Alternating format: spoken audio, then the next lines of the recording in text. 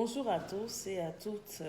Je suis Priscille Imelda Pogomé, je suis journaliste et je suis fière de l'être.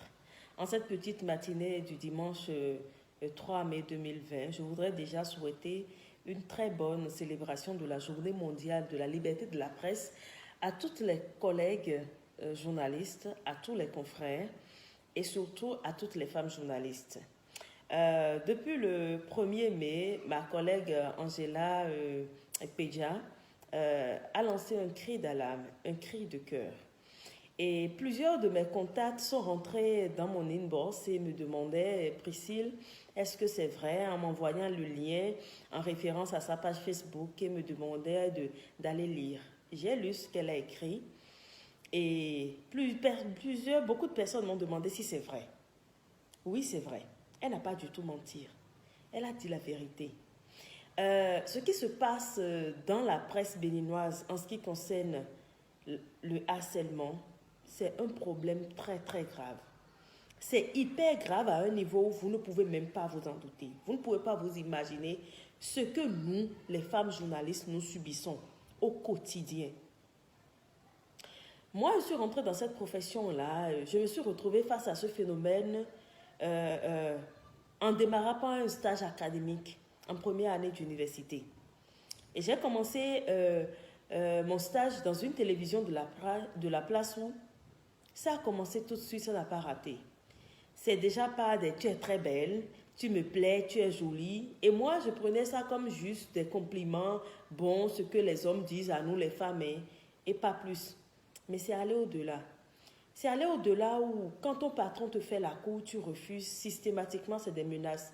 Systématiquement, c'est des représailles. Systématiquement, on t'empêche d'aller sur le terrain. On te confie ce qu'on appelle dans notre jargon des chiens écrasés. On t'empêche de t'épanouir au boulot.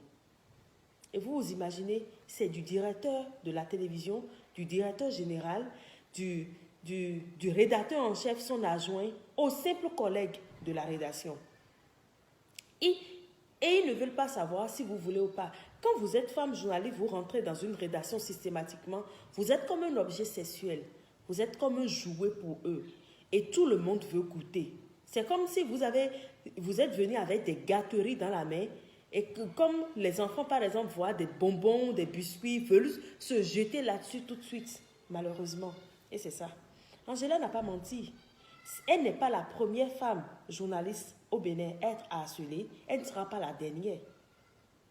Moi, j'ai été harcelée, proprement et âprement.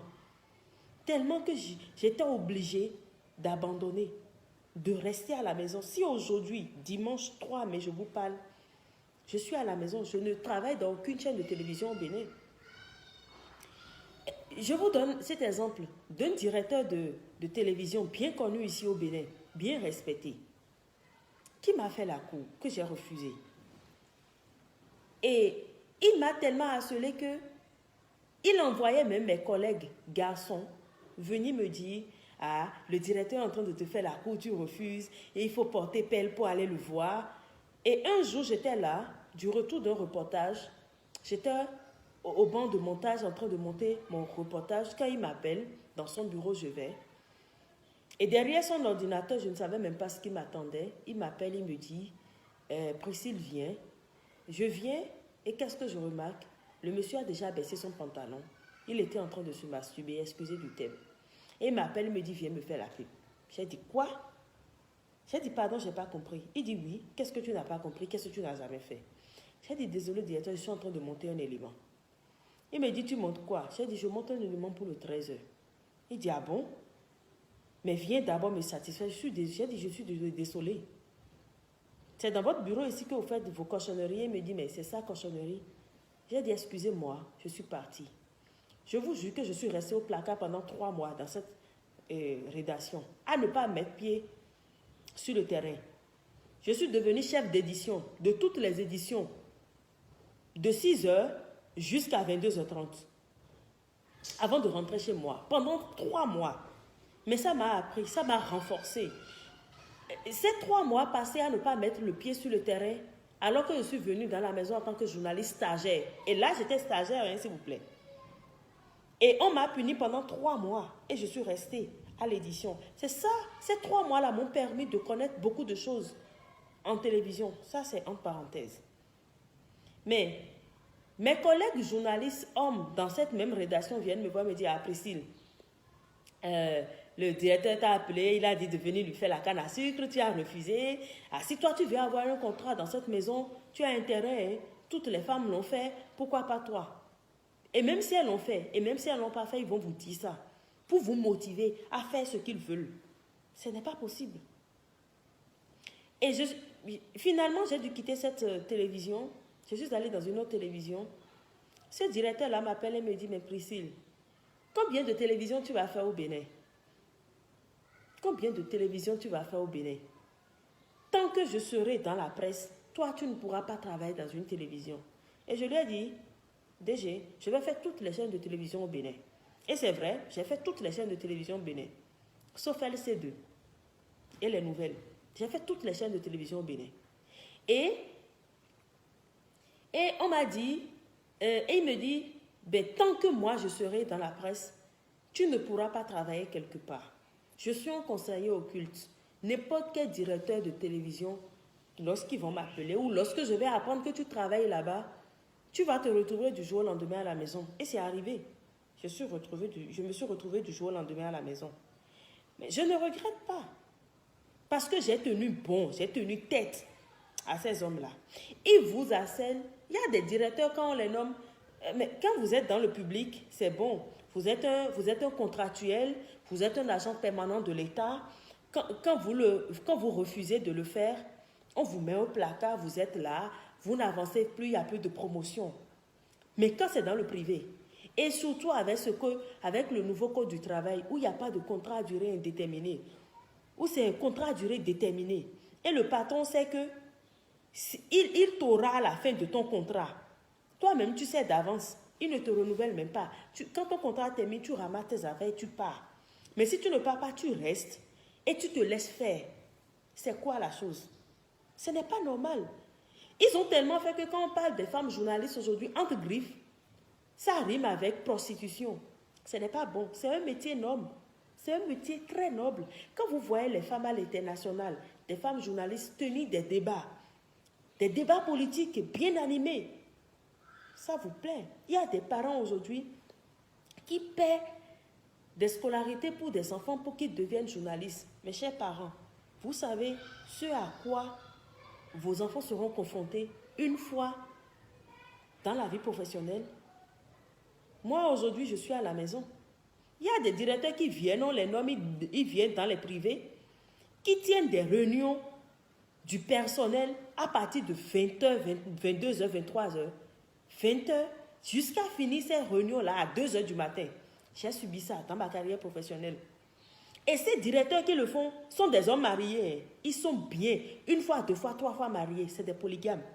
Mais qui gardent des femmes au foyer, au boulot, pour réunion du personnel jusqu'à 2h du matin. Vous vous imaginez? Si tu refuses, ils vont dire quoi? Que désobéissance, tu n'as pas respecté à ton patron et que si il va coller quelque part, te renvoyer. Et pour conserver notre boulot, on est obligé de supporter ces genres de choses. Mais ce que moi j'ai dit que je ne vais pas supporter, c'est l'harcèlement. Le harcèlement, non. Je ne vais pas me laisser harceler. J'avais 9 ans lorsque mon papa est décédé. Quel marché ma mère n'a pas fréquenté? Quelle tontine elle n'a pas donné pour me payer la contribution? Jusqu'à aller, moi j'ai fait l'ISMA. J'ai eu un master professionnel en journalisme, vous vous imaginez? Et ma mère souffre, engagement sur engagement, on a signé. On me renvoyait des cours. Je finis, j'ai mon diplôme en main. Et pour avoir un métier, je dois coucher avec un homme. Excusez du peu. Il faut que j'aille direct. Je dois faire les promotions canapés. Les canapés qu'on leur achète dans le bureau pour recevoir de la visite. Les clients potentiels de la télévision, ces canapés deviennent des lits. Et c'est sur ça qu'ils font leurs bêtises. J'étais obligée. Il y a un directeur d'une radio communautaire, que je tais le nom, qui m'a embauché. 2 semaines, on travaillait. Il me fait appel dans son bureau. Il me dit, ah Priscille, voilà ce dossier-là et tu peux jeter un coup de ce que je suis en train de te faire. Le monsieur se lève. J'entends, il est allé vers la porte, je ne savais pas ce qu'il voulait faire. Et qu'est-ce que je vois? Il fout sa main dans ma chemise. Mais je me lève, je dis, qu'est-ce qui se passe? Il dit, tu me plais. Je dis, désolé, je ne suis pas là pour ça. Ce monsieur-là m'a plaqué au mur. J'étais obligée de le gifler pour me défendre et sortir de son bureau. S'il écoute cette vidéo, il se reconnaîtra. Il sait que c'est de lui que je parle. Ce n'est pas possible. Nous ne sommes pas des jouets. Nous ne sommes pas des jouets sexuels à la portée des hommes au boulot. Non. Je vous en prie, Angela n'a pas menti. Elle a dit la vérité. Et toi, femme journaliste, toi qui es ma consoeur et qui me vois, qui m'écoute, tu sais que je dis la vérité. J'ai été interpellée.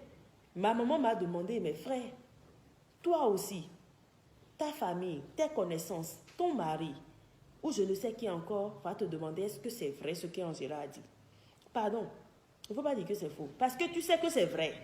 Tu sais qu'elle a dit la vérité, qu'elle n'a pas menti. Alors, il ne faut pas dire que c'est vrai. C'est le moment. Aujourd'hui, c'est la journée mondiale de la liberté de la presse. Et c'est la manière dont moi, je libère ma parole. C'est ma manière de libérer la parole. Angela l'a dit, moi, je vais le dire. Je ne sais pas si d'autres auront le courage de le dire. Elle a été harcelée, j'ai été harcelée aussi. Il n'y a pas cette chaîne de télévision-là. Il n'y a pas cette chaîne de radio-là, de presse écrite. Même les simples stagiaires, elles viennent stagiaires à la recherche de l'expérience professionnelle et vous tapotez les fesses par ici, c'est les seins par là, c'est les attouchements sexuels, c'est les menaces. Koi. Ce que vous faites là, c'est pas bon. Arrêtez avec ça. Laissez les femmes tranquilles. La femme a la liberté d'accepter vos avances. Elle a la liberté de dire non. Et quand elle dit non, collez-lui la paix. Quand vous dites toutes les filles à l'école, c'est bien, c'est beau. Mais c'est ma maman qui me souffle ça. Quand vous dites toutes les filles à l'école, c'est bien, c'est beau. Mais après, elles vont devenir quoi? Quand vous dites, on ne retrouve pas les femmes dans les instances de prise de décision, ce n'est pas bien. Ce n'est pas bien. Nous voulons être dans les instances de prise de décision, mais vous ne nous collez pas la paix. Combien de femmes sont obligées d'abandonner leur métier pour rester à la maison? Combien de femmes sont obligées de rester à la maison pour conserver leur foyer? Combien d'hommes sont obligés de dire à leurs femmes, reste à la maison, je vais te payer le salaire, même s'ils ne trouvent pas le salaire, ils savent que bon, on nous met à l'abri. Pardon, laissez-nous tranquilles. Aujourd'hui, 3 mai, journée mondiale de la liberté de la presse, moi je demande à ce que la presse béninoise soit assernie, à ce que les agresseurs, les harceleurs arrêtent, laissez les femmes tranquilles. Stop au harcèlement en milieu de travail. Je vous remercie et très bonne journée. Bye.